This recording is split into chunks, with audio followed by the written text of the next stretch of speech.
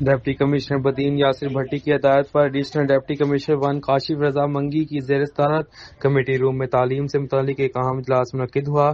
اس موقع پر additional deputy commissioner 1 Kashif رضا منگی نے ڈسٹرکٹ ایجوکیشن آفیسر سیکنڈری اور پرائمری کو ہدایت دیتے ہوئے کہا کہ نئے اساتذہ کی بھرتی کا فائدہ اٹھاتے ہوئے بند پڑے اسکولوں کو کھولا جائے تاکہ اسکولوں میں انرولمنٹ میں اضافہ ہو۔ انہوں نے چیف مانیٹرنگ آفیسر سید نثار علی شاہ کو ہدایت کی کہ اسکولوں کی نگرانی سخت کی جائے اور اساتذہ کی حاضری کے معاملے میں کسی کے ساتھ نرمی نہ برتی جائے۔ انہوں نے کہا کہ مسلسل غیر حاضر رہنے والے اساتذہ کے خلاف قانونی کارروائی کی جائے گی۔ اس حوالے سے رپورٹ ڈپٹی کمشنر آفس کو بھی فراہم کی جائے گی جبکہ ایسی رپورٹ ہر ماہ پیش کی جائے۔ انہوں نے مزید کہا کہ school management committee SMC fund کے پیسے طلباء کی امانت ہیں، لہٰذا ان پیسوں کا درست استعمال کیا جائے۔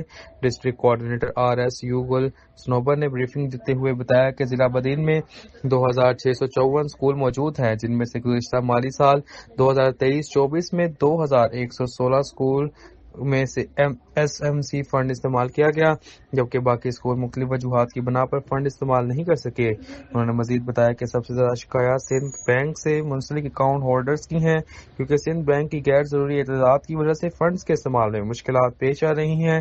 انہوں نے کہا کہ تعلیمی سال 2023-24 میں طلباء کے انرولمنٹ کی تعداد 2,49,962 تھی، جو رواں تعلیمی سال 2024-25 میں 13,935 کے اضافے کے ساتھ 2,63,897 ہو گئی ہے۔